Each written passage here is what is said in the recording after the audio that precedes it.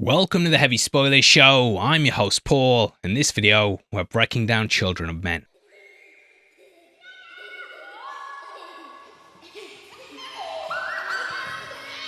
Now, this film is a classic that I think has aged like fine wine. Painting out a hopeless dystopian future, it feels as relevant today as it did upon its release. Directed by Alfonso Cuarón, he was coming hot off the heels of the best Harry Potter. That is, The Prisoner of Azkaban, which was a more mature evolution in the wizarding world. And the best one! Not only does this movie share tonal similarities, but it also evolves some of the techniques he developed there. While Prisoner of Azkaban had long shots with wide-angle lenses, this movie keeps the camera rolling. Many of the film sequences play out in their entirety before cutting, and yeah, it just keeps you gripped. Known as Wanners, similar technical techniques can also be seen in Gravity and Roma. All of these were made by the director, and these three feel like a generational streak that we don't talk about enough. Now, the film loosely adapts a 1992 novel of the same name by P.D. James. However, it omits many of its plot elements and themes, and simply uses the bare bones of the book. In that, we deal with a professor who's living in a world where there's no more children. Having no more kids to teach,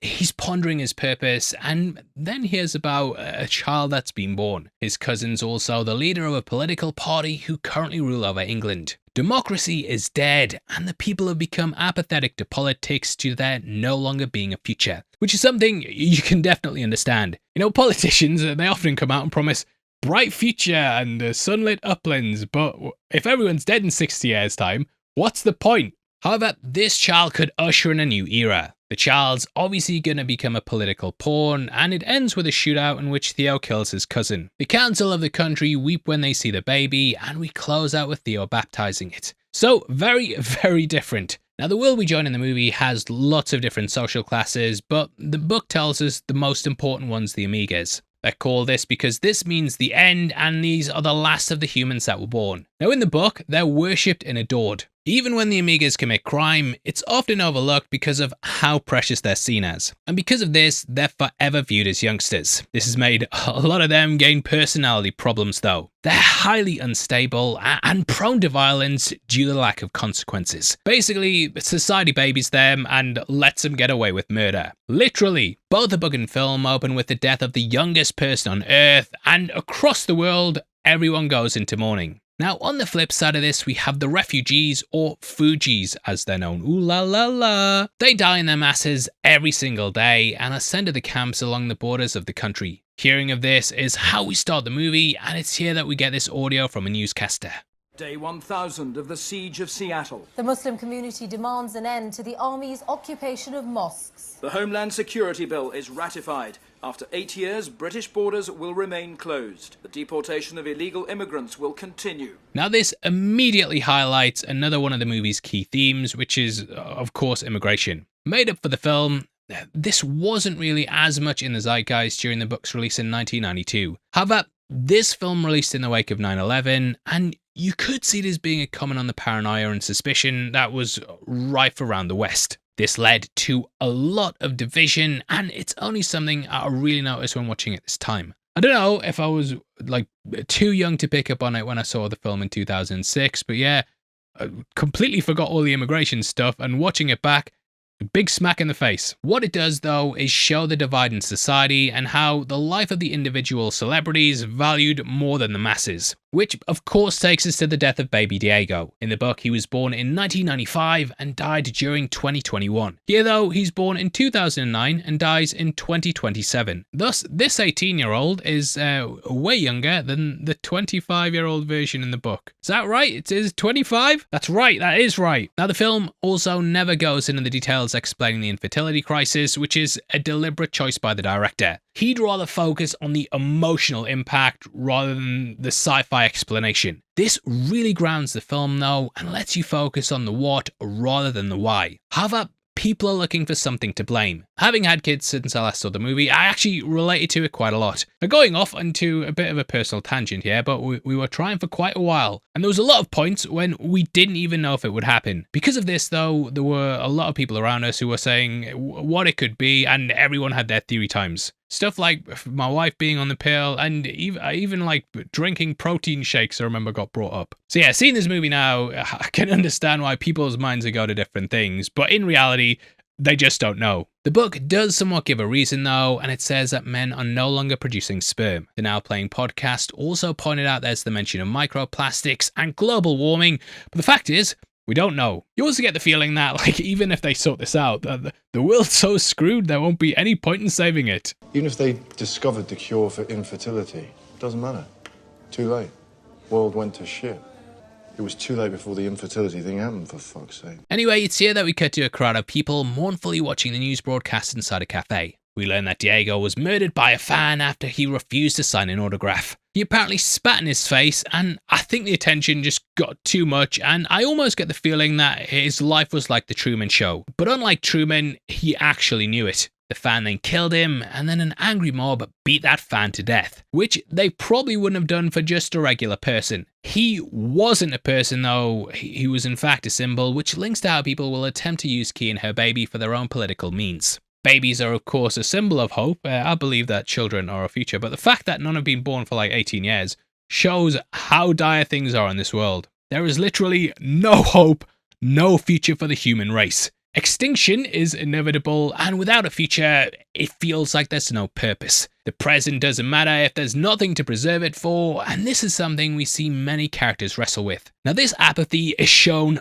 perfectly in Clive Owen's Theo. He enters, ignores the TV, and makes his way through the crowd and buys a coffee. Good thing you didn't ask for the fancy cappuccino with syrup that I tend to get me. I love it though. He briefly watches the broadcast, but due to his lack in caring about anything, he just leaves right away. As we later learn though, he lost his hope a long time ago with the death of his own child Dylan. He ends up naming her baby that in the end, and it's a symbolic carrying of the future that he didn't get. Jumping ahead there, but what this means is that he doesn't care at all, and since the world didn't care when his kid died, he doesn't give a shit about some 18-year-old he's never met. 18 years, 4 months, 20 days, 16 hours, and 8 minutes old.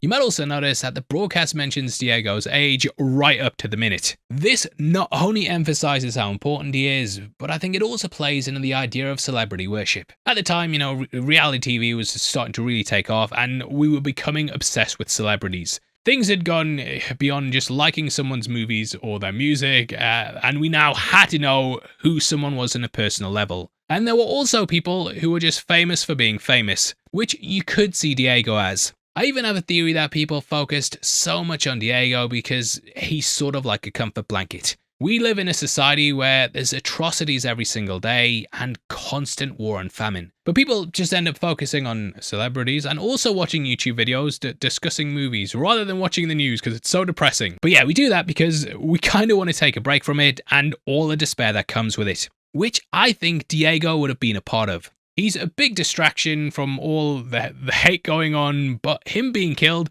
it shows how tainted the world is. Nothing is safe. Even harmless idiotic celebrities are being killed. I think Cuarón plays into that perfectly and how the world's kind of gone into mourning. What's funny and kind of ironic though, is that all these people in the cafe are killed, and no one cares.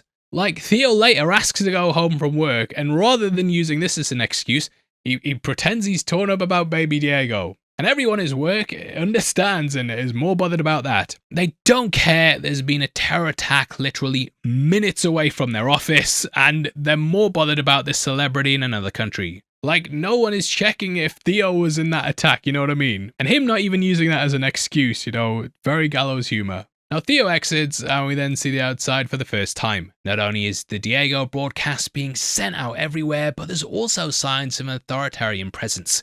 You might notice that banners say, "Please report suspicious activity," in a very 1984 type way. Throughout the film, we learn that due to the mass infertility, society is eating itself. Most nations have already descended into civil war, and this has now led to a refugee crisis. Britain prevails, though. How we've done this, though, is through paramilitary internment camps and an authoritarian state. This Britain is a warning, and well, a mirror that drew directly from a lot of the real-world policies of the post-9/11 world. There's a lot of surveillance and the idea you're fighting a war on terror. Human rights are completely absent because the government also has full control. I feel like the movie's really a comment on how morality gets cast to the side when survival becomes the focus. No babies also means that there's no way of replenishing the workforces. Societies rely heavily on the next generation in a lot of ways, and they look after the elderly, work a lot of jobs that older people don't want to do, and always hit the thumbs up. Even career progression is stopped though, because you don't want to promote someone to a job when your role's going to be vacant and there's no one coming in to fill it. So everyone's got nothing to basically work for. Throughout the sequence, we also see a bunch of background details that point to the struggle for meaning and the overall apathy. Some sort of sex drug called Niagara, which is obviously playing off Viagra, and a woman even cradles her dog as if it was a kid. There's a bus advert as he exits offering cash for kidneys, and another one that wants clothes for dogs. I'll talk about this more in just a bit with Jasper, but it's very important. Throughout the film, there's also lots of things that predict the future of Britain. You might notice the shards far off in the background, but this wasn't completed until 2009. The film was released in 2006, but due to them knowing it would be finished by the year the movie was set, they got the plans and then digitally inserted it. We also have police helmets which say CR. These are for Charles's reign, whereas when the movie was released, the police helmets would have said ER for Elizabeth.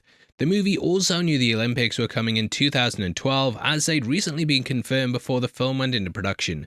So Theo wears a 2012 Olympic sweater throughout a large part of the movie. Theo then passes a pile of bin bags which point to the stress the public services are under. He stops to pour some alcohol into his coffee from a hip flask, and I couldn't find the exact time, but it's obviously the middle of the day, so he's clearly an alcoholic who is numbing the pain. Like, what's the point in being sober at this point? As he does this, the camera then pans around and the explosion comes from the cafe. This is a clear symbol of how Theo's apathy is a coping mechanism and also a survival tactic. If he cared about the death of Diego, he would have still been inside watching the broadcast, but because he was apathetic, he ends up surviving. We then cut to the title, which I think is very important to discuss. It's Children of Men, Not Women. No girls allowed, mate. Cool guys only. Women are of course seen as motherly figures though, and they also have that softer feminine side. Men are seen as the protector, and they often do this through violence. I do wonder if women are now overlooked in society as well due to not being able to give birth. The fact it's men also plays in the idea of masculinity and maybe even violence. Now author P.D. James actually took it from a passage in the Bible which said, "Thou turnest man to destruction, and sayest, return ye children of men." So there's that idea of destruction. The passage is about how humanity was created from dust and will return to that in the end. Hence ashes to ashes and dust to dust. It also helps this become somewhat of a religious tale in which Kezia stand in for Mother Mary. Now it's after the title that we cut to the Ministry of Energy, which is where Theo works. On the wall there's a poster for Target Britain, which seems to be some sort of government organisation or scheme to combat immigration. It encourages people to report illegal workers and highlights jobs for the Brits. The government's pretty much run on this stance, and it keeps people's sights on them rather than on the government. By saying that they're targeting Britain, it makes it feel like it's an invasion or an attack. He then makes his way past people at their desk who are watching the news instead of working. Again, Theo just walks by, he doesn't care. He's already had his future die in his child, so hasn't cared for a long time. So he goes to his boss, Mr. Griffith, and asks for the day off, which again kills me because he doesn't even say it's because of the explosion. And I know it's not funny, but they do kind of play it like that. He then takes a train, which is when we see some of the country's propaganda. Shows places like Paris, Washington, and many more in complete disarray. Then finishes by saying, "Only Britain's soldiers on." This clearly evokes the wartime mentality and some of the British slogans like "keep calm and carry on." I do wonder how true this is though, as Diego lived in another country, which I'm guessing still had a society in place. However, due to the amount of people piling into the country, I do think there is probably some truth to it. You might also notice that the windows on the train are caged. This creates the idea that the country is like a prison with the authorities ruling over all. However, there then comes the idea that the people are standing up to it. Bottles and bricks are thrown against the carriage, which highlights people standing up to the control. The train also passes a billboard which reads, "Avoiding fertility tests is a crime." The government's, obviously desperate to get someone fertile, and they'll mandate tests to try and get that. What this shows though is the lack of bodily autonomy. You can only imagine what they'd do if they found someone fertile, and I'm guessing that we'd get like a Handmaid's Tale scenario. And probably this person turned into a breeder. The train then passes some graffiti which says, "Last one to die, please turn out the light." which is very dry and British. It's not just gallows humour though, it's a sigh of collective resignation about humanity's inevitable fate. Sometimes I have this about workplaces, like when the last person to leave, turn off the lights, but what it means is when the last person dies, they'll turn off the light of hope, and that'll be it for the species. Yay! Sitting behind Theo on the train's also Ian. Though you don't really pay attention to him, he's actually a high-up member of the Fishes. He's who we see later in the group, and it's clear they've been following Theo a lot.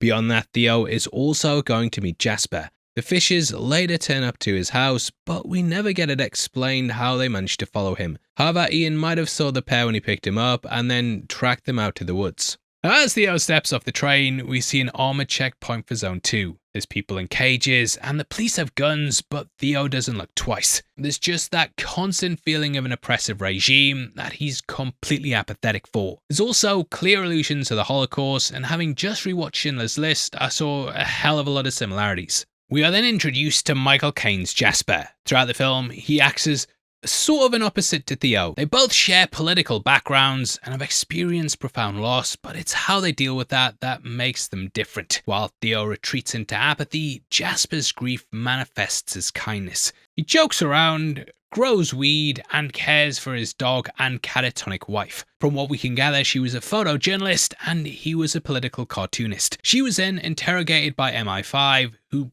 basically tortured her.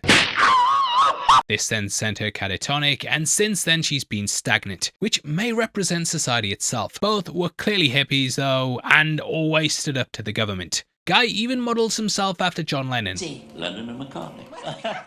The dog might also play into something from the book. Their pets have replaced babies, and people treat them like kids. Which, yeah, I'd do that with my dog, so I totally get it. We did see those two things before though, but they don't ever really bring it up. However, there is still livestock, and we can see as they drive past a pile of burning cow carcasses. I've seen some theories that say they're also infertile too, but I feel like humanity, we would have died a while ago if livestock stopped producing. Not me though, because I'm vegetarian. Give me a mushroom burger.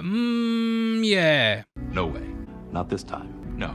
The film never addresses this, but they were likely culled due to some sort of disease like foot and mouth. Mad cow disease was a massive thing in the decade before, so I did feel it could be based off that. It does almost seem biblical though. I think it just highlights how everything in this world is dying and they're throwing away meat because there's less people to feed. Now Jasper then asks Theo about the bomb. He suggests that it may have been the Fishes or even potentially the government. I love the quote how every time that a politician's in trouble, a bomb goes off, and yet conspiracy theories often will call things staged, which we see quite a lot. Even to this day, there still exists the idea that 9/11 was a false flag, and you'll constantly hear about the inside job. Now they talk about baby Diego, and Theo says he was a bit of a wanker, which further shows his apathy to the state of things. Jasper argues, saying he was the youngest wanker on Earth, so the importance of such a death, even if he's a wanker, that isn't lost on the character. We then see a bus pass by full of immigrants. Jasper says the UK treats them like cockroaches, and he's clearly really sympathetic. I think he represents a mindset that immigrants fill job roles and provide services, whereas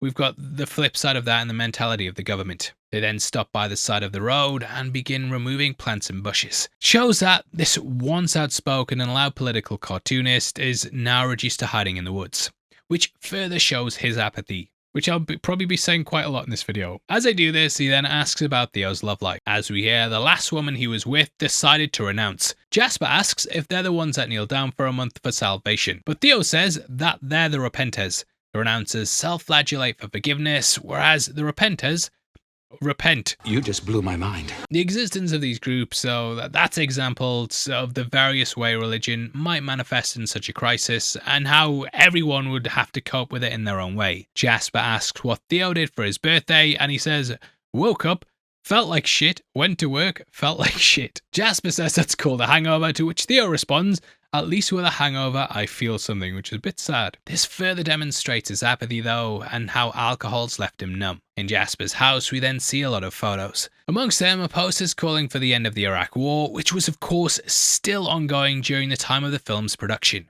It feeds into the post 9/11 atmosphere of the early 2000s. Iraq had nothing to do with 9/11, but the general fear created by it and the war on terror was used to justify the invasion. I'm sure everyone who's alive back then, remembers the WMD claims, which was ultimately proved to be a lie. But we still went ahead. We also have the MI5 bit, and you'll often hear with fascist governments how they target journalists who also report on their regimes. There's also an I Love Fuji sticker, and this is kind of an orgy of evidence for their whole history. Also, let me know if you want to break down Minority Report, which was I first heard the term orgy of evidence. Amongst this, we also see an image of Theo, Julian, and also their son Dylan. In the book, it was actually Theo's fault the son died, but here they keep it ambiguous. We then see Quietus. This is a self-assisted euthanasia kit for the elderly, and the government supply this, even promoting it at points. Like I said, this is made mainly for the elderly, and it further highlights a societal apathy. If they cannot contribute to the workforce, they're no longer useful, and thus old people are seen as a burden. In the book,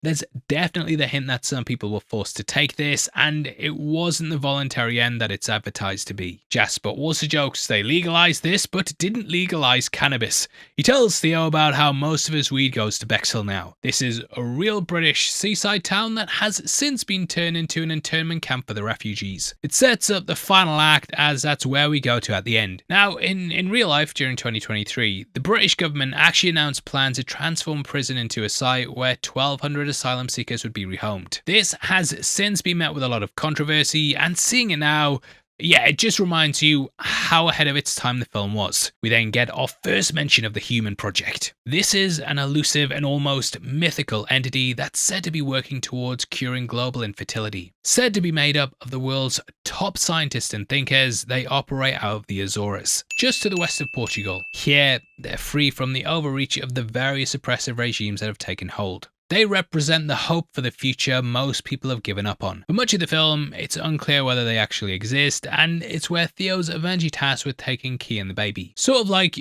your Holy Land myth that's often laced throughout stories. During this, Jasper mentions that it's the women who become infertile, which differs from the book. Scientifically, this holds more weight because reproduction could be possible without men. We already have technologies like sperm banks, artificial insemination, and even the early stages of parthenogenesis research. But if women, the ones who carry and birth children, if they become infertile, there's simply no workaround. By making this change, the film then positions Key's pregnancy as being more of a miracle. Smoking the night away, we see Theo wake up to a euthanasia drinks advert.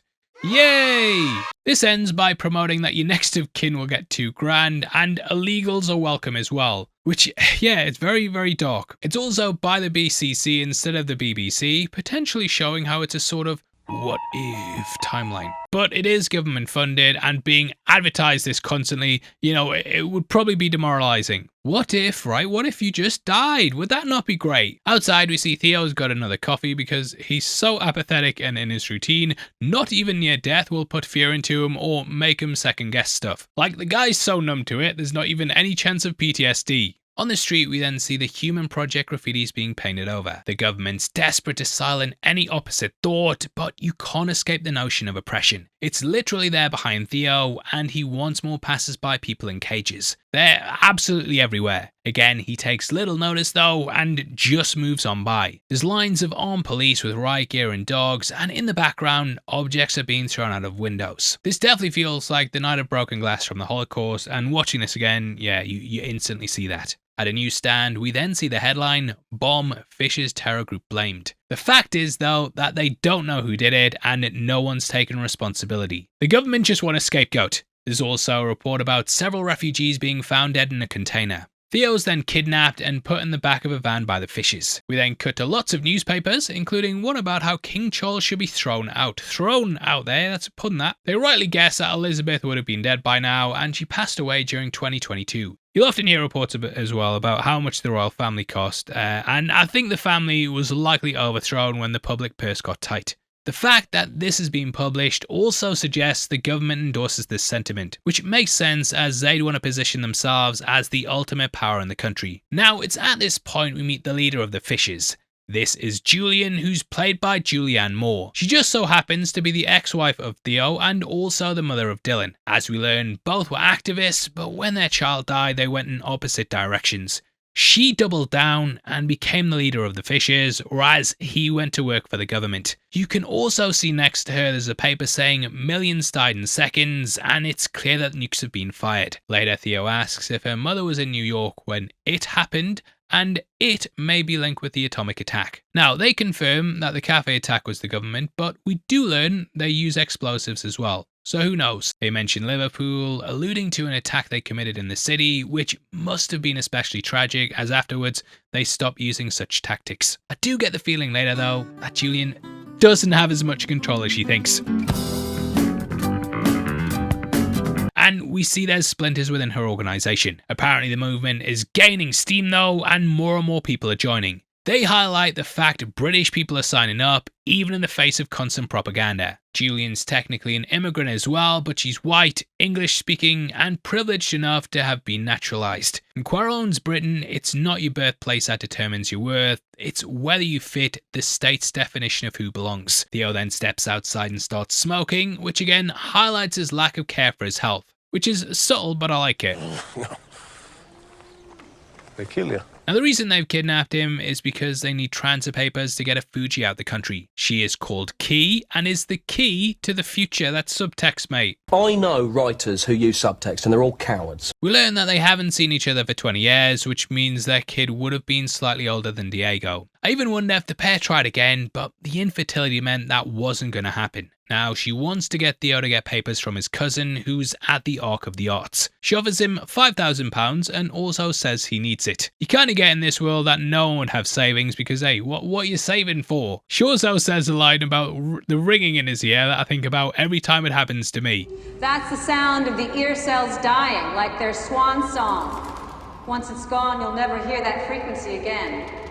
Enjoy it while it lasts. So yeah, every time I get a little I think of that line, but in terms of the movie, it's basically a comment on how everything's dying. They have to enjoy it while it lasts because in this world, it's all coming to an end. They then drop him outside the Zone 2 checkpoint at Whitechapel. The sign reads, "Have your papers ready," which shows how restricted movement is by the government. Also, I love how they toss Theo his bus fare and he actually picks it up. Guy's just so desperate, and in this world, you don't really have dignity. We then see the repenters that were mentioned earlier and a sign that reads, "Infertility is God's punishment."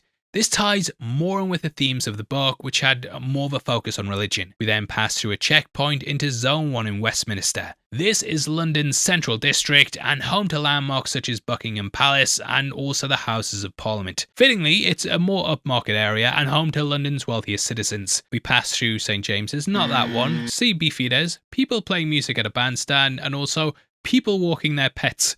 These include zebras and camels. Again though, it just highlights the wealth. The contrast with the rest of the city is stark though. There's green grass and trees, everything's clean, and there's no immigrants in cages. The car then approaches Battersea Power Station, which is the Ark of the Arts. As suggested by the word Ark, this is a place that the government uses to preserve humanity's cultural treasures. What this is for, though, is because they basically don't want any art blown up by the terrorists. However, you kind of wonder who they're even saving it for, and rather than being open to the public, it's a heavily guarded private vault. By keeping these works out of public view, the regime decides not just who survives, but which history survives with it. It's home to work by Michelangelo and also Picasso. Guernica in particular is very interesting as it's a painting about the horrors of fascism. So being curated by an authoritarian state is a bit of an ironic touch. Oh, irony. Oh, no, we don't get that here. It highlights the cultural control of the government though, and vast inequality between Britain's elites and working class. This is further cemented by the choice to use Battersea Power Plant. It's an icon of Britain's industrial past, but now hollowed out and repurposed for elite vanity. And it's a shopping centre in real life now. This is a place that once produced literal power though, and it now hoards cultural power. Theo is also not allowed to smoke inside due to the potential damage to the artifacts. Theo clears his pockets, leaving behind his keys, a fiver, some sort of tablet, a lighter, and a pack of cigarettes and a bottle of Scotch whiskey. It's a very small moment, but it does a lot of quiet character work. Only having a fiver, Julian was definitely right that he needs more money. The tablets, smokes, and whiskeys all paint the picture of a man who's trying to cope with the world in front of him and the past that's behind him. Again, these are the habits of someone not concerned with their own longevity. It also contrasts the opulence of the Ark's cultural treasures and very much makes Theo a fish out of water in this setting. He then goes upstairs and sees David and also meets Nigel. You might notice with David that the statue is missing part of the left leg, which represents the erosion of culture in this dying landscape. Might have been damaged in transit, but may have also been vandalized. Now, like I said, it's here we meet Nigel, who's played by Danny Huston, who I just learned this week is Angelica Huston's brother. He also mentions La Pieta, which is another one of Michelangelo's great works that was smashed up before it got here, likely as an act of rebellion. Later on, when we're at the refugee camp, a woman also cradles someone just like this statue. He also has 2 dogs, which plays into how they kind of replace kids. But who doesn't love dogs, mate? I feel like that Screen Crush channel, I feel like they don't like dogs. They never mention them. I've got a picture of my dog here, mate. Picture. So I love dogs. More than Screen Crush. As mentioned, in the book, he's ruling over everything and takes on a completely different role. I do kind of prefer that he's a stopgap though, as it helps us to see another part of society, rather than just being like your stereotypical bad guy. Sitting at the dinner table is also Nigel's son Alex, who's tatted up, playing weird futuristic video games, and he never says a word. Kind of predicting kids who just refuse to look up from their phones at dinner. This is our closest encounter with that Amiga generation though, and in the book, this is the one who are spoiled, never subscribe, disrespect their elders, and see no point in socializing with their peers. Because what's the point? When discussing the deal, Nigel also makes sure he's not listening in due to how illegal that it is. And he literally screams at him. Alex? And he still doesn't look up. Kids today got no respect. What they are though is a symbol of apathy in the face of humanity's slow death, and they represent a lack of care for the future. They're more focused on the past. Alex especially is kind of a mirror to Theo. However, whereas Theo's hope was taken away, Alex was born without it. It's here that again we see Guernica, which is not displayed in a gallery for people to see it. Instead, it's just set dressing for a private family's dinner table. In the Ark, even anti-fascist art's been domesticated and stripped of its meaning. A pig balloon can also be seen floating in the background. This is actually a nod to the album cover of Animals by Pink Floyd. I love this little Easter egg, and it's great they recreated it at the location on the cover. All the songs on this album are named after animals, and it's a not so subtle reference to Animal Farm. George Orwell, of course, wrote that book, and he also wrote 1984, which the film has definitely taken bits from. The pigs represent the elites, though, who loom over the working class, which is represented by the factory. The album also shares the themes of struggles between social classes. Nigel then asks Theo why he came, and he spins a story about a girl he's seeing with a dying brother in Brighton. Nigel stresses how heavily controlled transit papers are and how big of a favour that this is. Now, if you've ever been in London and gone to Brighton, you know it's not that far away. The fact that papers are merely to leave London and get to the coast, rather than actually leaving the country, that only further shows the restrictions on personal freedom. Nonetheless though, Nigel accepts. 100 years from now, there won't be one sad fuck to look at any of this. What keeps you going? You know what it is, Theo? I just don't think about it. Theo then meets back up with Luke from the fishes. We see the note he has to hang up to signal his interest, and this is for a lost dog called Scotty. Might be a reach, but potentially this symbolises Theo being lost and now finding a purpose upon handing in the note. This is also followed by a scene where he watches some dog racing, so he's off on his own path and racing ahead. Think of the film analysis there. Theo's then given a dossier on Key so he can get her papers. He tells Luke how he could only secure joint ones, meaning he has to escort her himself. He requests a couple more grand as payment, which highlights he's just in it for himself. We then cut to him gambling, showing how he's been left to his vices. A woman approaches him with a poster, which again signals it's go time. But obviously he collects his winnings before meeting them. Outside, we then see a bus advert for a drug called Bliss. This has the tagline, "Happiness is a pill," which further shows the lengths people will go to in this world to avoid their impending doom. Happiness isn't something that's achieved naturally anymore, it's external, bottled and commodified. I don't know if this is me reading into it, but we also saw Alex take something similar at dinner. Nigel also took a pill at the end of the scene, so potentially that's what it was. And yet obviously the phrase "ignorance is bliss" feels very apt in this world. He's the plumber. Jesus. He's my dentist. He's the waiter. She's my cousin. Hearing that dehumanizes the immigrants and shows that even people who are relatives have to be reported. Theo then meets Julian on the top deck and they talk about how old they've gotten. She says it's hard to look at him because he's got Dylan's eyes, which is a moment that really stuck with me. They sit quietly for a second and you feel the weight of their grief. Theo asks how she got over his death so fast and she takes offense, saying she lives with it every day. The difference is, as she points out, Theo carries his grief like a ball and chain, whereas she just gets on with it. It highlights their differences and how she still pushes on with optimism while he wallows in his grief. But that will change. As they reach their destination, Theo mistakenly believes she's leaving because of their argument. He chastises her, saying she always runs away when things get hard, which peels another layer of Theo. He resents her for leaving when Dylan died, and maybe if she'd stayed, they could have worked through it together. However, he was forced to do it alone, and in the end, chose not to deal with it at all. He's blaming his lack of purpose on her, but she still provides him with a new one. Theo questions why she chose him for the job, and she says it's because she trusts him. Personally, I think this is because he's not really on her side. In being apathetic, he's completely detached, but he'll also do what's right for the kid. Whereas the fishes in government will use the baby as a pawn, Theo will be the one that gets it to safety. He asks what happens after, and when she mentions him getting the train back to London, he clarifies. And what happens after? Well, you take a train back, it'll be safer. No, I mean, what happens to us? This is a crack in his apathy, and underneath all the cynicism and detachment, he still wants to know if there's something left between them. She asserts that he came for the money though, and he asks, Did I? He still cares deep down, but it's buried under grief. She confesses that she doesn't know, but kisses him and highlights that she does still love him. This moment also quietly raises the stakes.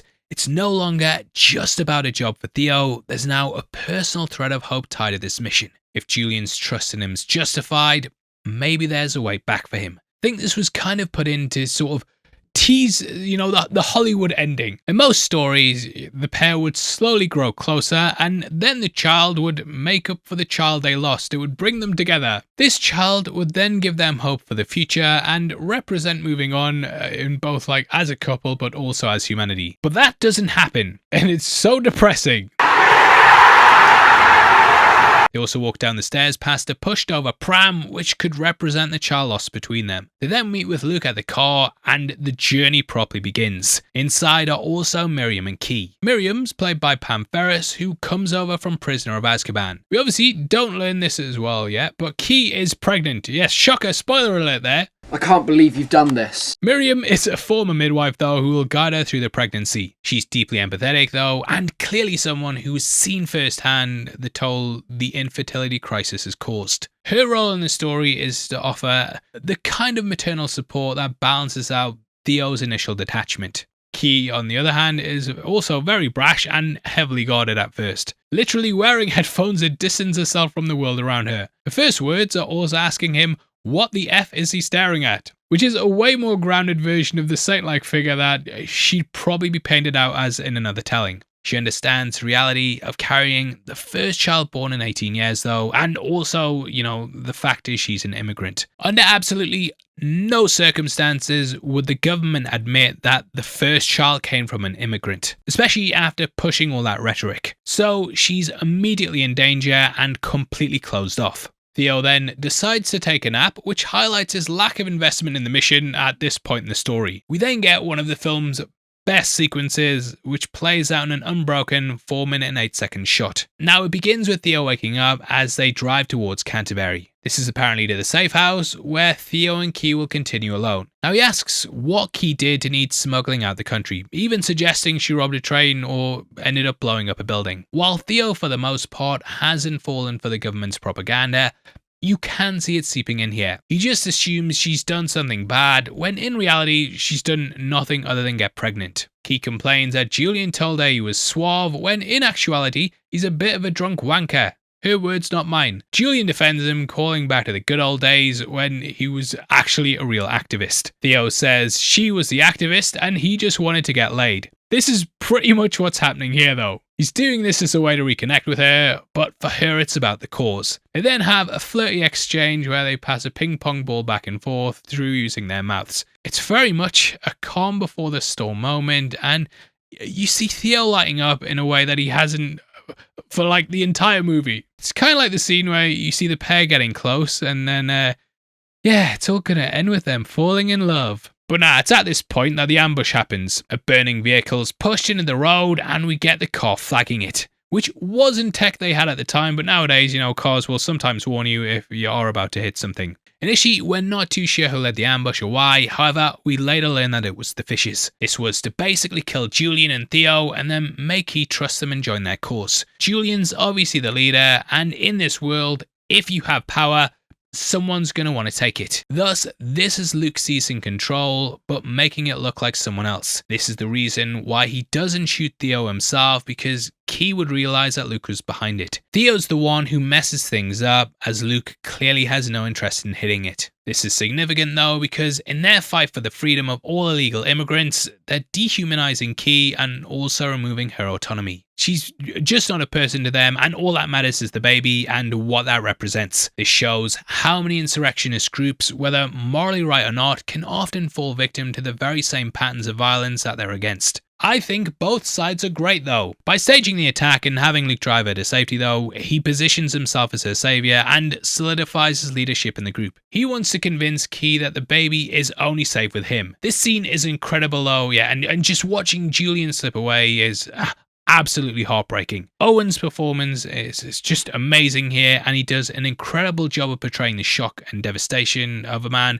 who'd opened up his heart only to have it ripped out seconds later. Police then drive past and the car's forced to stop. Without even hesitating though, Luke takes them out, showing just how ruthless he is. However, there is more to it than that. Luke wants to keep Key hidden as she's carrying a child, and he can't let them fall into the government's hands. As they drive off, we can also see the cars from the Biology Institute of Swinton University. This is fictitious and made up for the movie. I do wonder if Julian's comments on years before though, that kind of plays into what she did in the past. Maybe she was a biologist at a university, I don't know, but let me know your thoughts below. And you can breathe now, because the scene is over. You might also notice that Luke drives on the wrong side of the road as he leaves, going round a bend as well, which is a very bad idea. I think the guy's clearly shaken up though, and yeah, clearly the plan hasn't gone to plan. No shit, Sherlock. As they leave Julian's body in the woods, Miriam performs some sort of religious ritual. Her faith in the film doesn't seem to be tied to any one religion.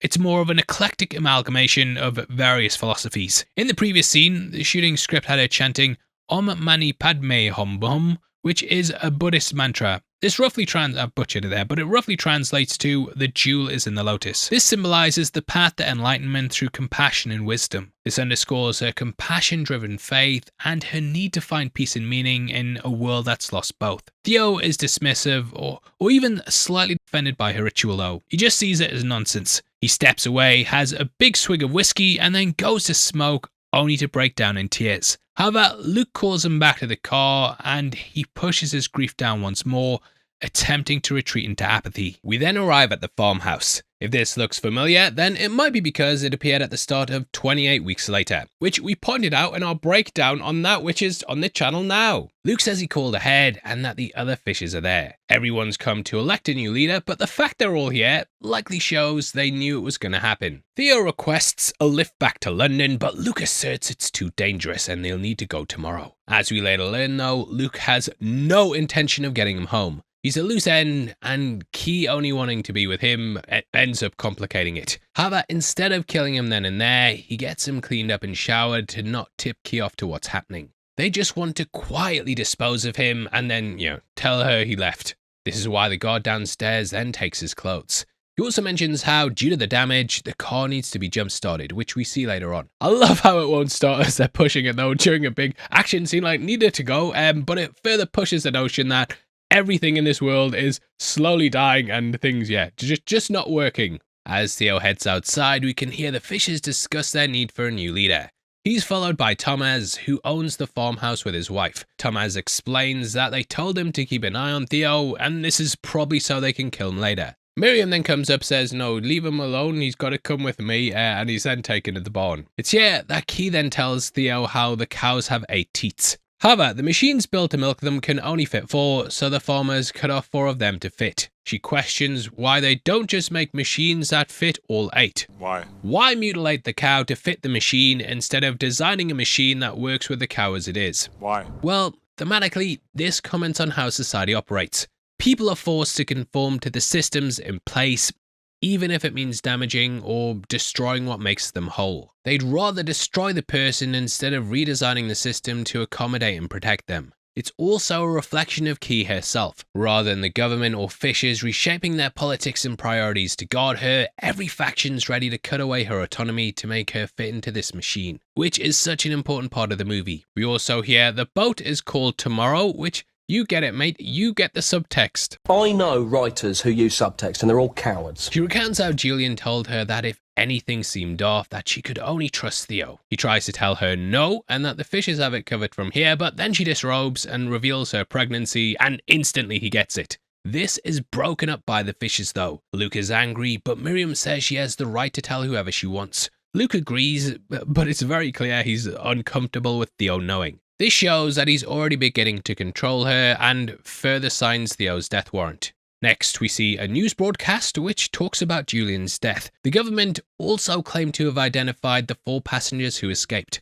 So Theo is fucked. He can't go back to London, and the Fishers are also trying to kill him as well. Julian's death's also a big change from the book, as there she ended up surviving, which I can imagine being surprising for people who read the book before seeing it. During this report, they also talk about how there's been a riot at Bexhill, which is where we go at the end. They say in this that because of that, military presence has been ramped up, and when they get there, yeah, we see just how guarded that it is. We then hear their clashing ideologies and how some want to use the child. However, Key protests, saying her baby is not a flag. Make it public! Now, though Theo says this, I think throughout this journey he sees firsthand how stupid that would be. He could easily expose her at several points, but he realizes how dangerous that it is. After some manipulation from Luke, Key eventually decides to have her baby at the farmhouse. She agrees to have it taken to the Human Project at a later date, but Luke of course has no intention of seeing this out. Throughout the scene, a kitten also clings to Theo's leg, which is symbolic of how he's the safest place for Key right now. Thomas's dog also liked him earlier, and he said he doesn't like anyone, so Theo gives off this air of safety basically.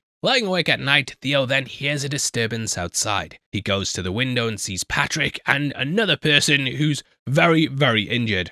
This is clearly the bike from before, and Patrick screams about how the police are everywhere. Luke tells him to be quiet, shh, and yet something fishy going on with the Fishers, mate. So Theo decides to make a break for it, and we get a really tense moment with him moving about the farm. One detail I love is that he doesn't have time to put his shoes on. Throughout the film, he gets different footwear and kinda scrambles to pick up whatever he can, even wearing slippers at points. If he needed clothes though, he should have checked out our merch store right below the video. There we've got a whole range of t-shirts like the ones behind me and stuff inspired by Alien, It, Weapons and Predator. If you buy 3, you get 20% off, and it all helps the videos like this get made. Theo then overhears the plan to kill him, and it's so cold how Luke just pulls out a gun and threatens him. Yeah, not good people. Theo then goes to Miriam and Key, with the former initially going to snitch.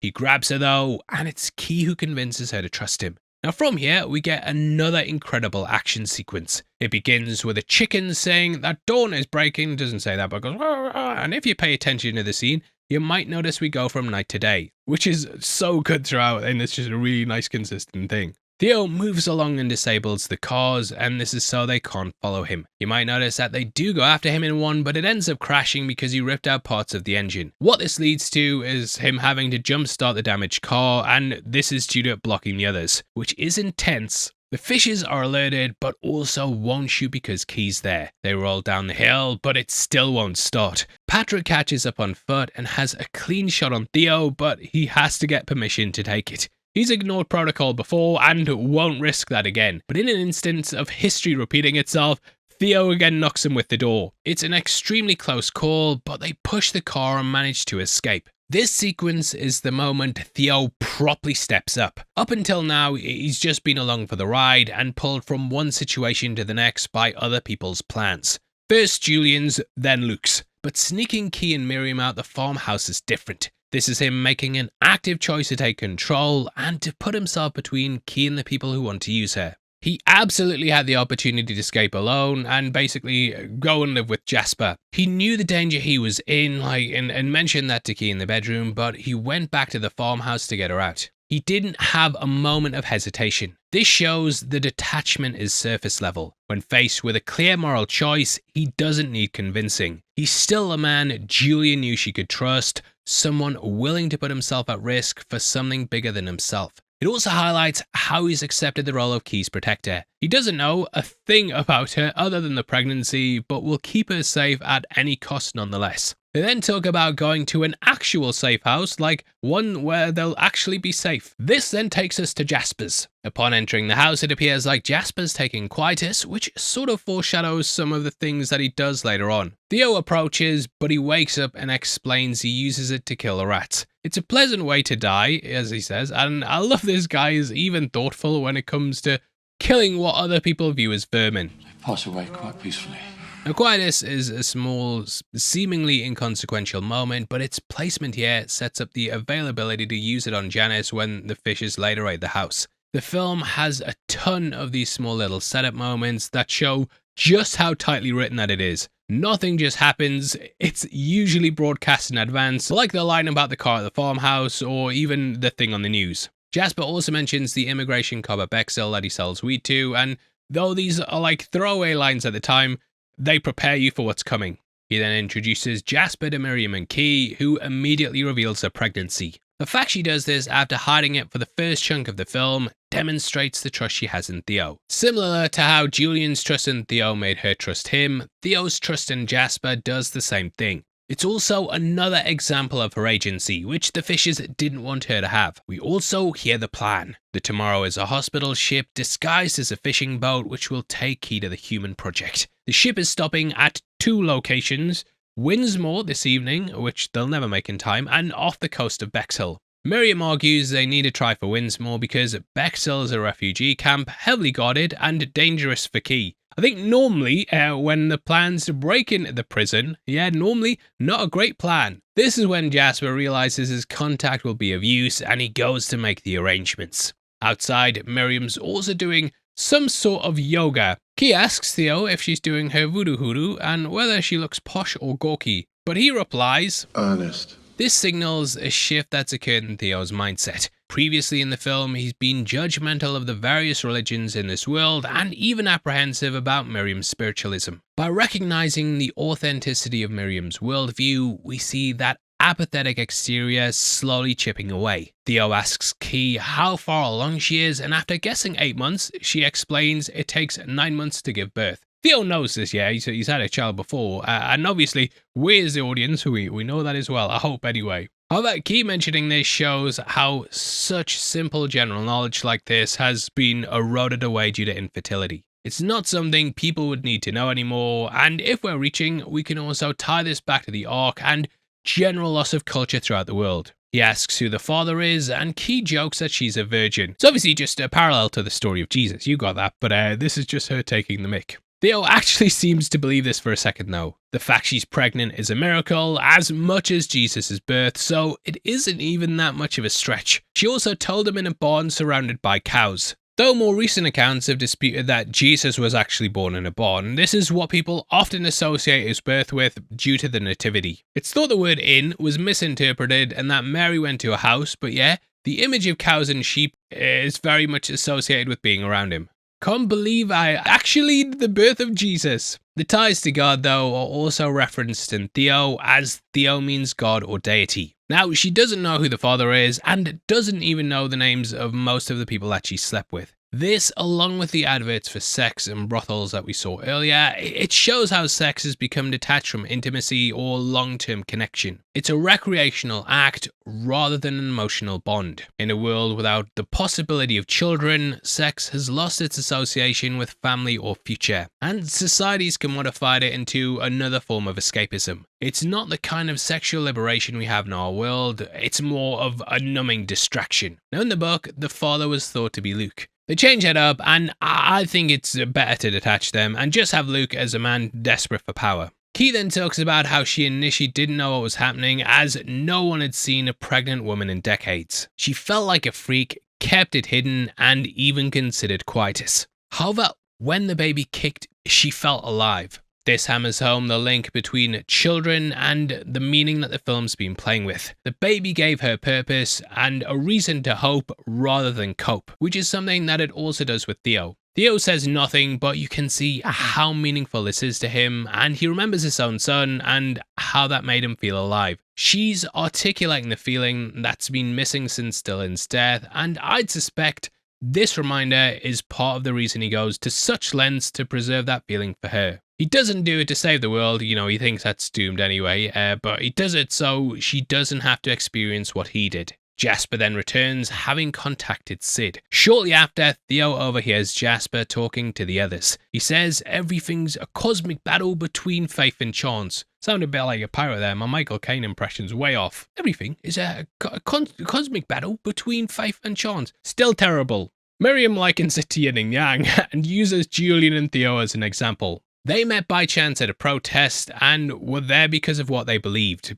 Their faith, basically. By chance, Dylan was born and later died due to a flu pandemic in 2008, which may have even led to the infertility. He says Theo's faith lost out to chance. This is how we meet Theo at the start of the film. He's living as if chance always wins, so there's no point in believing in anything. This scene reframes Theo's journey as more than just protecting Key. It's about whether he'll let faith back into his life, fully knowing that chance may take it away again. By the time we get to the boat scene at the end, Theo's arc's complete. He's gone from drifting through life in numb detachment to actively putting himself in harm's way for something he believes in. The climax at Bexhill is steeped in chance.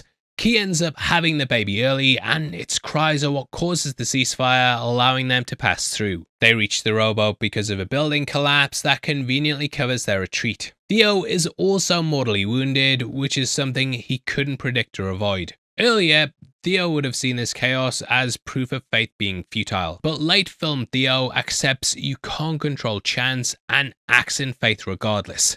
He gets Key to the boat and dies of his wounds before seeing the ship, never getting confirmation, but is content in his faith that they did indeed succeed. In the end, Theo's faith overcomes chance. Something I love here as well is that as Jasper rattles off about how his son died, we see Theo in the forefront holding a bottle. I absolutely love this detail, as we know this is how he copes with his son's death. So him drinking it here, having it positioned at the forefront, our eyes constantly drawn towards his drinking. However, this comes full circle at the end when he delivers the baby. You think he's pulling it out to take another sip, but he pours the alcohol on his hands to sterilize them. It's absolutely outstanding character work and such an amazing way to bring this moment full circle. Theo and the others are then woken up by the sound of Jasper's alarm as the fishes enter the area. They later ask Jasper where Theo is and that they know he was there a few weeks ago. Again, this likely confirms that Ian was following him.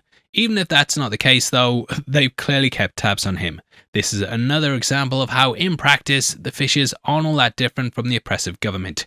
They have eyes everywhere. Jasper rushes them out and downplays how serious things are. I've talked my way out of worse things than this. Obviously he knows though, as he immediately goes and kills his wife and pets. This is through Quietus, which earlier in the film was shown to be a cold erasure of the vulnerable who no longer serve a purpose. However, Jasper's use of it here inverts that. This turns it into a compassionate choice to spare Janice from the violence. She's obviously, been tortured before, and he won't put her through something like that again. Shoutouts to IMDb Trivia for pointing out that Quietus is actually an old medical term for the moment of death. William Shakespeare also used it in Hamlet when the titular character was discussing taking your own life. We then leave Dio's perspective for the first time in the film. Continuing with Jasper, we pan over to the box of Quietus. He sits down with his wife in front of their life's work, which is full of photos in his cartoons. Basically, their life's work was standing up to corrupted powers, which is what he's doing here. The fishes then arrive and find evidence that they're going to Bexhill. Luke brandishes a gun to Jasper, but he jokingly asks him to pull his finger. He's shot but holds his ground and asks again before being executed. This is a fitting end for his character. Even at gunpoint, he refuses to give in to despair and meets violence with humour. It's defined and alludes to his earlier philosophy on faith and chance. He can't control the fact that Luke has found him, but can control how he meets it and never loses faith. By keeping his dignity and personality intact, he asserts that the fish's power over him is only physical and never moral or spiritual. He was never broken. Miriam then tries to console Theo, but he tells her not to touch him. He asks what's the reason in that. It's all part of a bigger thing. Shut up! Here we see Theo relapsing into his old cynicism as once more he's lost someone he loves. First Dylan, then Julian, and now Jasper. They then pass through fields where we see dead animals and sewage polluting the landscape. It again just hammers home the idea that everything is dying and we're living in a world of rotten decay. They then wait for Sid at Hillside Primary School. This is actually where 7/7 bomber Mohammed Sadiq Khan worked at. That happened in 2005, and with the movie's opening, I can imagine it was pretty timely, especially with it all going down in London. It's completely abandoned and overgrown by nature. Obviously, there's no need for schools anymore because, no children. The buildings are left as reminders to what humanity has lost. There's also a statue of a triceratops. Dinosaurs are long extinct, and by including one here, it draws a parallel to humanity. On the walls are also faded childlike drawings. They're almost like cave paintings. In prehistoric times, people drew on walls to preserve their existence and pass down stories. These drawings feel like the last recorded traces of a generation that will never be replaced. They serve as a sort of bookend.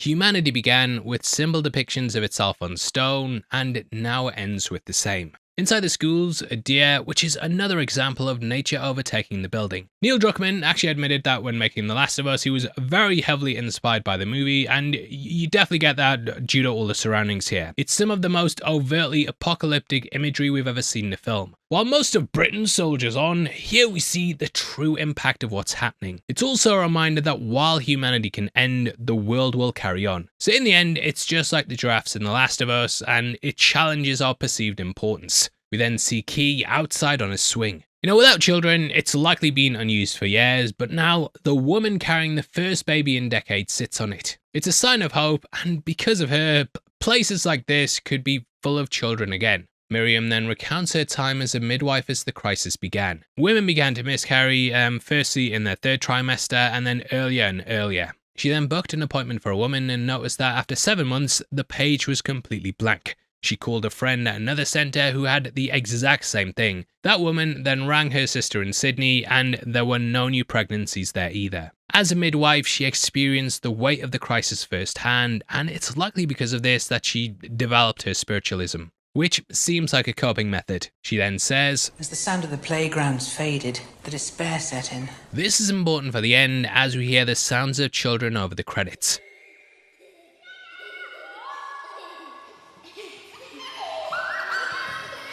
Cuarón said on the commentary that this was supposed to show how joyous that sound is, and it teases humanity starting all up again. I love the way they block the scene as well, and we go from Theo to then panning over to Miriam. She then gets up and walks over to join him, and we see Key through the cracked glass in the window. These two are remnants of the past, and they won't get to see the playgrounds repopulated. However, Key will, and thus showing her like this, separate from them in a sort of bubble, it helps to highlight that. I was there at the end. To which Theo replies, "Now you're going to be there at the beginning." This is a small moment, but it's significant to his development, as it's one of the first times he actively reframes someone's outlook towards hope, rather than deflecting or dismissing it. So she thanks him and he's clearly changed. And what's a sort of motif for the movie, and emotional scenes then broken up by sound. This time it's Sid's sirens.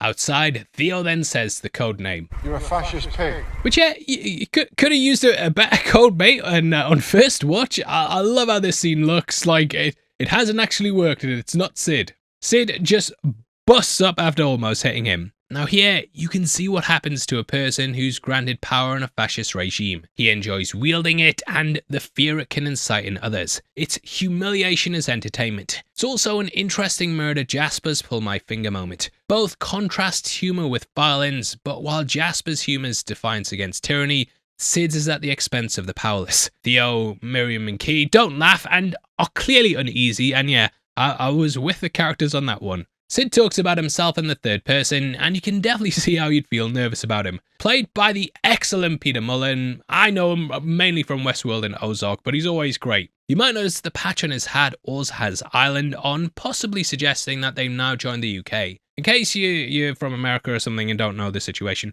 basically Ireland's like its own republic, hence the Republic of Ireland, and the United Kingdom is like Northern Ireland, and then the rest of Britain, if you'll say. I got a D in geography, I apologise. But yeah, clearly due to the island being that close, they've now came together and basically united as they're seen as the last safe haven. Sid then talks about how the password was Jasper's idea and he'd get a kick out of the little joke, which is a fundamental misunderstanding of Jasper. He assumes others share his worldview, and it shows how being a tool of this regime has eroded away his empathy. To him, intimidation and mockery are normalized. He's so deep in the mindset that he can't see the difference between his mean-spirited joke and Jasper's warm defiance. Key then starts to experience pain, and they tell him that she's car sick. As we know though, this is her going into labour. It would never cross Sid's mind though, and he mockingly tells them to make a sad Fuji face, even complimenting Key's. That's good.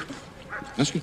Again, this shows how little empathy he has, as the pain of the oppressed is just a joke to him. We then pass more caged refugees as they make their way to the bus. One man's crying and another asks Theo for food. Throughout the film, the refugees have mostly been background details where we see them, talk about them, but never see them up front. It's throughout the following sequence though that we truly experience them up close and the oppression that they're going through. Before, their suffering was something Theo observed from a distance, but now he's physically among them. It forces both him and the viewer to confront the human cost of the regime without the buffer of detachment. And, is clearly the director hammering home one of the key themes. Theo then asks Miriam how they know the fishers haven't intercepted the boat. She explains that Luke has no way of contacting the human project and that communication was passed on through mirrors and that Julian was theirs. The human project contacts someone who then passes on a message, who then passes on another message,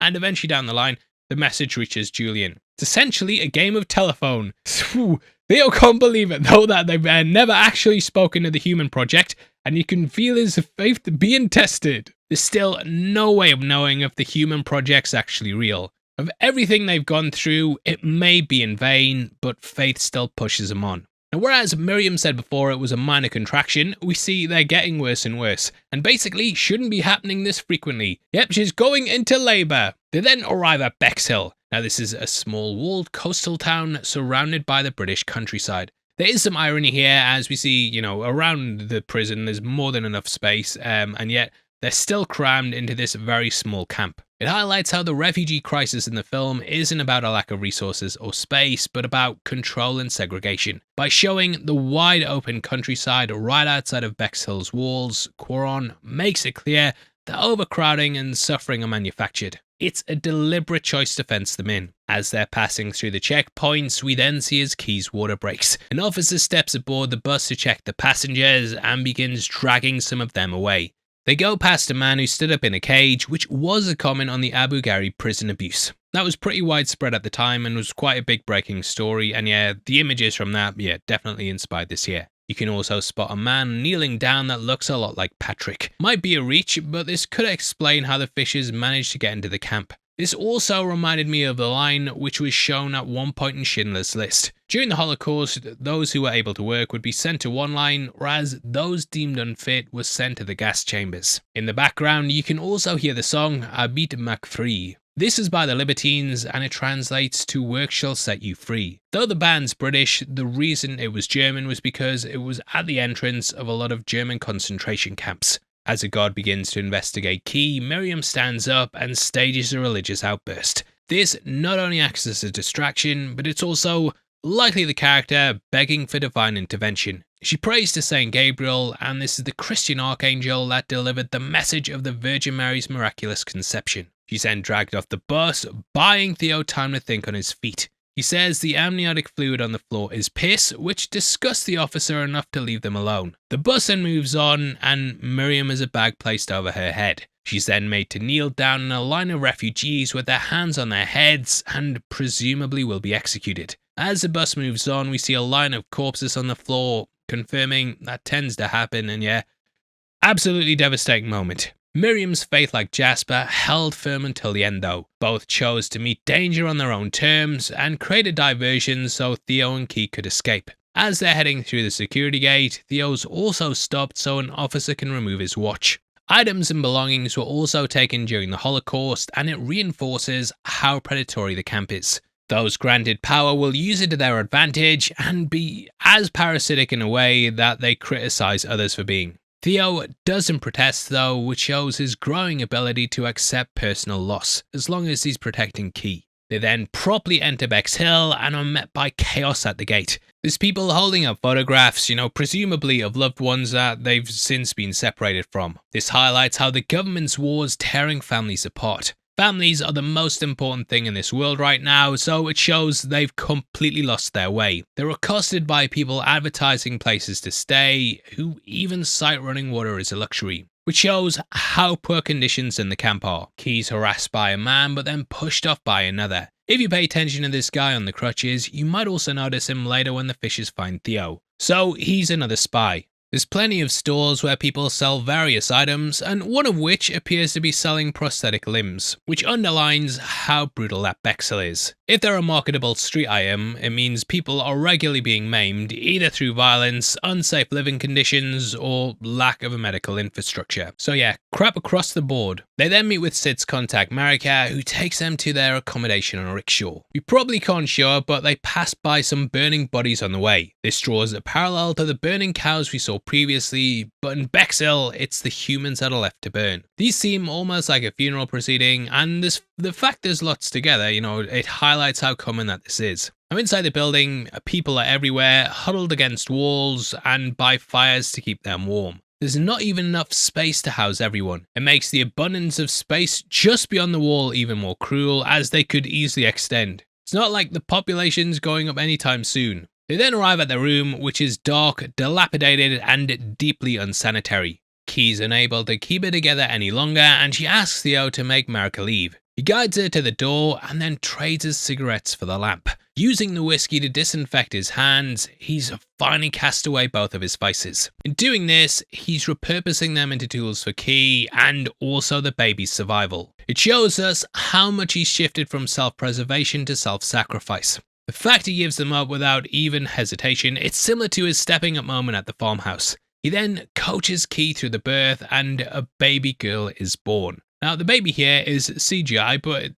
still looks quite good, especially for 2006. They blended together a puppet and CGI, and it's a really convincing effort. Normally, they'd get a 6-month-old kid or something, but if you've ever held a newborn, you'll know how accurate this is. The lighting here does a lot of the heavy lifting, with darkness helping to obscure the details. In the background, you can also hear many animals making noises, and this is like dogs barking, and even horses go neigh. This, coupled with the unsanitary location, again evokes the birth of baby Jesus, who was of course born in a stable surrounded by animals. Finally, the sound builds to a climax, and then everything dies out except for the crying. They're then woken by Sid, who's accompanied by Marika. He asks how they can sleep when the whole city's gone to hell. Turns out the fishes set off an explosive at the wall, and this is so they could gain access to the camp. Earlier, they said they didn't do that anymore, but in Julian's death, they've gone back to their old ways.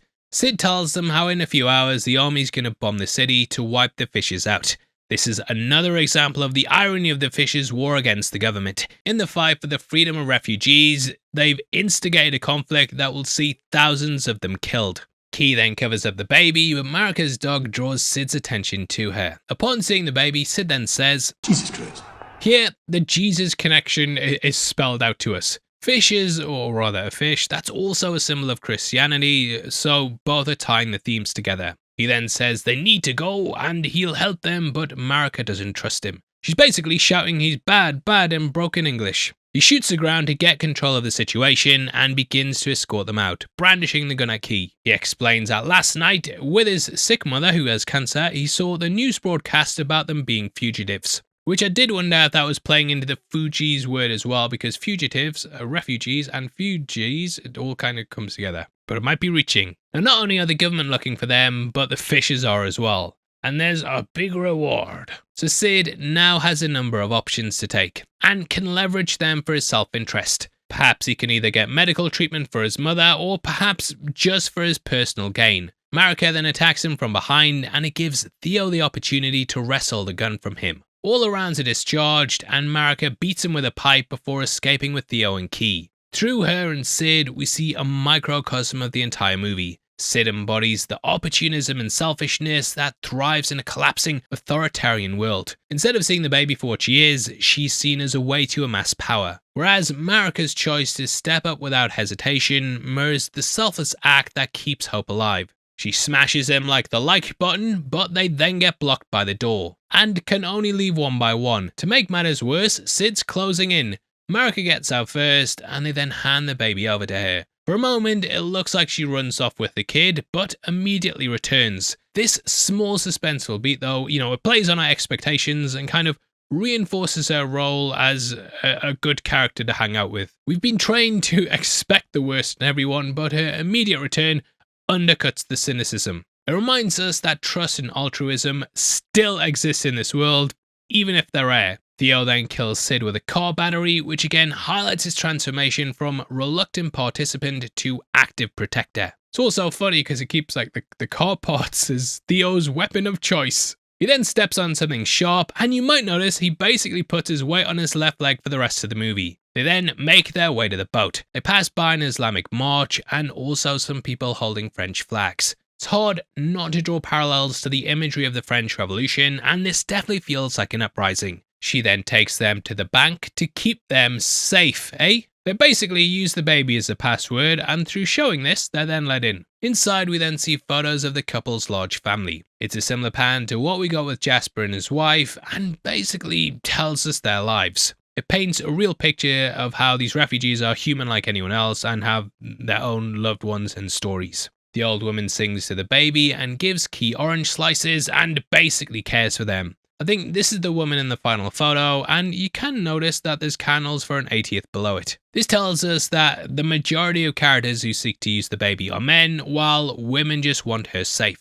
That fits with the wider subtext of fertility and childbirth, and that they're inherently tied to a woman's lived experience. The female characters respond to Key's pregnancy and the baby in a more instinctively protective way. The men, especially those embedded in a system of power, they're more likely to filter it through politics, strategy, and also personal gain. Hence why the title is Children of Men. There's lots of nods to Lenin here as well, so I'm guessing the family's Russian, who also had their revolution. Finally, Theo gets some shoes, and we then go into an incredible one-shot scene. Continuing their journey, they're intercepted by the fishes. Patrick hits Theo for killing his cousin and says he was 19! Which in this world means he was one of the last people born. He was 19, man. 19? 19! Luke says not to kill him and tries to tell Key she's safe. He's clearly just doing this to manipulate her, as he orders Patrick to shoot Theo when she's out of sight. However, she spits in his face. She doesn't see the fishes as protectors, just opportunists like Sid. Theo then asks to just let them go, but Luke tells him to look around. It's the uprising. And they haven't even seen the baby. Let's go. He claims this destruction, which is caused by the fishes, is good, and ignores the loss of countless refugee lives that he claims to be fighting for, stating they haven't even seen the baby yet. Further illustrates his priority. So not the baby's life, but her capacity to be a symbol. It's the exact same commodification that we saw with baby Diego at the start. He struggled with that burden his entire life, and in the end, died through violence. He doesn't care about her, just what she can offer, and he takes her and Key away, telling Patrick to execute them once she's around the corner. Patrick then sings the bleeding races while he kills her escort. Hunnam's a Geordie from my neck of the woods, and this song is a big part of the area's culture, which is why it was also used in 28 years later. However, before he's able to kill Marika and Theo, he's fired upon by the army. Theo uses the chaos to escape, and he chases after Luke. During this, we see Theo running through open fire and narrowly avoiding shots. This illustrates how far he will go to protect Key and also the baby. And also felt like maybe something's looking out for him because there's a lot of close calls. In the distance, we then hear the fishes falling back into a building. Despite all their talk, they're unable to meet the army in open combat, and all they've done is put Key and the baby in danger. So Luke saying she was safe now, yeah, not true at all. Patrick then spots Theo again and begins shooting, so he ducks into a bus. Patrick continues to fire, even though the bus is full of refugees, which again shows how little he cares about human life. But Theo pushes on through hell, showing how much he's now fighting for Key. During the bus scene, a squib also explodes and splashes blood on the camera. Quaron apparently yelled "cut" during this and basically wanted them to shoot the entire scene again. The lens is dirty! Shoot the entire 10-minute sequence again, roll it back! In what's a happy accident though, they kept on rolling as they couldn't hear the cut over the sound effects. I actually think it really adds to the scene though. As Theo looks at the building, you might also notice that someone's in a window with an RPG. But the people end up waving the white flag and come outside just to get brutally gunned down. The RPG guy clearly didn't join them and he then pops out and fires out the window. Theo then makes it inside, and I do think they cut here, but they mask it really well. They basically use the darkness, and this is where I was like, they've done a cut here, but who knows? When he goes back in though, there is blood on the lens, however, it starts to disappear, so I do feel like they added it in post to keep things, the continuity up, and then slowly faded it out so it wasn't too jarring. Passing by countless dead, we see the cost of the Fish's War. Theo also narrowly avoids Patrick, who finally gets taken out. No car doors needed. Hearing the sound of the baby, Theo follows it upstairs. The sound contrasts against the sound of war and stands out amongst the destruction. This not only raises the stakes, but highlights what the mission's about. While everyone else is concerned with symbols, politics and revolutions,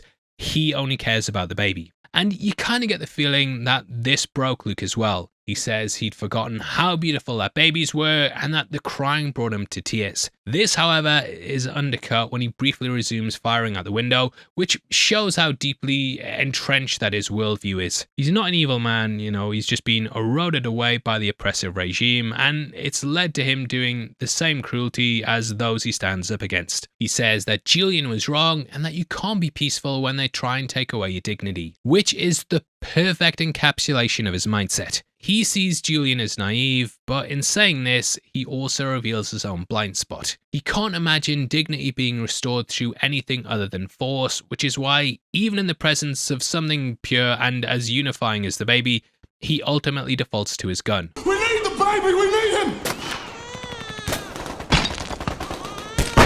It's a girl, Luke. This kind of shows he's been blinded by his own perception and hasn't considered anything outside of this. There's a layer of patriarchal assumption baked into this as well. He's not just making a random guess, but projecting the idea that the savior of humanity must be male. Again, tying into that children of men idea and how men are what shape things. In his eyes, before I get cancelled, I must say in his eyes. Theo's correction also works on multiple levels. The future of humanity won't be led by the archetypal male hero of Luke's worldview. Instead, it's by a baby girl. This is someone outside the mold of political structures. It also shows how Theo's fully moved on from apathy. He sees the child for who she is and as a life worth protecting as opposed to what she represents. When Luke resumes shooting out the window, Theo and Key make a break for it and Theo's caught by one of Luke's bullets. What makes this so bad though is that he's also firing in the direction of Key and the baby. It completely strips away whatever moral high ground he's been clinging to. He's not aiming directly at them, but his willingness to fire in their direction shows how his ideology has overridden his basic human decency. Meanwhile, Theo finally pays a physical sacrifice, just as Julian, Jasper and Miriam did. They're all people who lived and died by their faith. The room's then hit by an explosive and Luke's presumably killed because of this, which you could see as almost being like a lightning strike from God. It's basically instant karma for what he's just done, and through them rushing out the room, the three survive. We then have the most meaningful sequence of the film and a culmination of its themes. As they make their way out, lines of people stand against the walls in awe of the baby. It's almost like the Messiah rolling into town. They even come face to face with Thomas from the farm. Recognizing Theo and seeing the baby, he then decides to lower his weapon, showing how even amongst all the groups, there's still those who wish to do good. This is also reflected in the British soldier who call for a ceasefire. Everything stops for a moment and they all just watch as Theo and Key take the baby outside. Some even kneel down and pray. Here the baby functions as the only force in the story that can cut through all the division, and we also see it as a symbol as well. Goes to show that she doesn't need to be co-opted though and used as a figurehead for one side. Her existence alone is enough to unite people and create hope where once there was none. The respite is short-lived though. A rocket fires from the window and the chaos then resumes.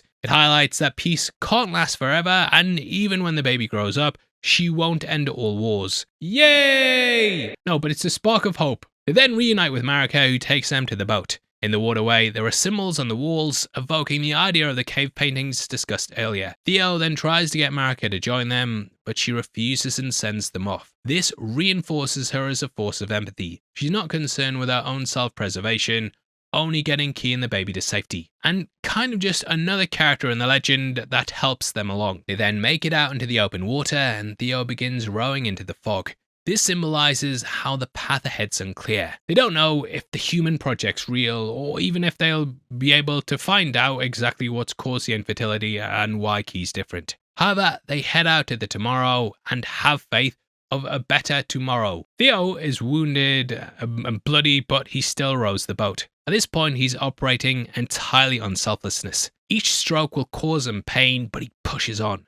The only thing that matters is Key and the baby. They then finally make it to the boy. Key says they're too late and that the tomorrow will have come and gone. Theo's faith, though, that's solidified when he says, "Trust me, they'll come back." He obviously doesn't know this for sure, but is submitted to the chance and has faith that things will come true for them. The bombers then fly overhead and Bexhill lights up in the distance. It's a moment that always stood out to me, and I feel like these bits heavily inspired The Last of Us Part 2. The menu screen was a rowing boat amongst the fog, just like this, and Scar Island was burned as the characters escaped by boat. They may have made it out, but the suffering of oppression persists, at least for now. It's also the final cost of the Fishers' War. Thousands are dead off screen, forgotten amongst the distant chaos. It's here that Key then thinks she's bleeding. Theo calmly corrects her though, and says it's his blood. She asks if it's bad, and he says that it's fine. He knows that he's going to die, but finally he's okay with it. He's just fulfilled in the fact that he got them out alive. In his eyes, the sacrifice was worth it. He tells her to keep the baby close and reiterates that their safety is all that matters to him now. The baby cries, and he teaches Key how to wind her. This is a final act of care before he goes, and basically him passing on his parental knowledge to the next generation. It also ensures the child's well-being beyond his own. Key then decides to name the baby Dylan. It's a girl's name too. Theo then smiles and dies, and I'm not crying, mate. You're crying. In this moment, she gives him closure for the grief he was never able to move on from. The hope he lost when his child died now lives on through her, and he can die satisfied with faith prevailing over chance. The tomorrow then approaches through the fog, almost like a reward for Theo's faith in the unknown. Over the credits, the sound of children then play, and it evokes what Miriam said before. We never learn what happens next, whether the human project are able to bring about salvation or just another imperfect group. But the possibility leaves us like the characters to have faith.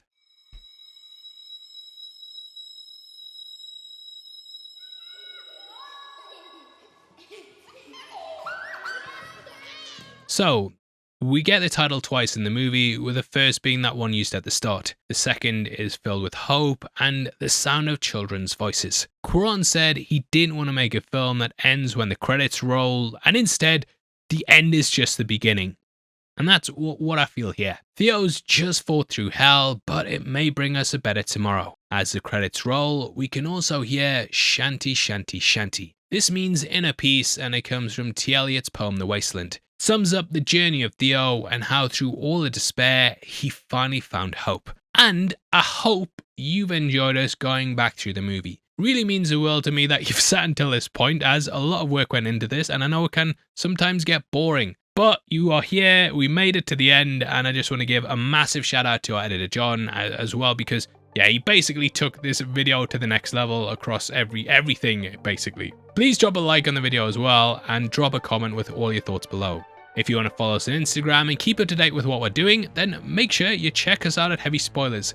Did you know as well that members of the channel also get early access to videos? If you click the join button, you get at least one breakdown a week before anyone else, and it's basically all helping videos like this get made. Just 99 cents a month, it's fighting against inflation. We've kept it the same price, and it just, hopefully that's not a lot to you. It means a hell of a lot to us, and thank you to everyone who's done that. Now, if you want something else to watch, we've got another classic movie breakdown on screen right now. Without the way though, thank you for sticking through this one. I've been your host Paul, you've been the best, and I'll see you next time. Take care. Peace.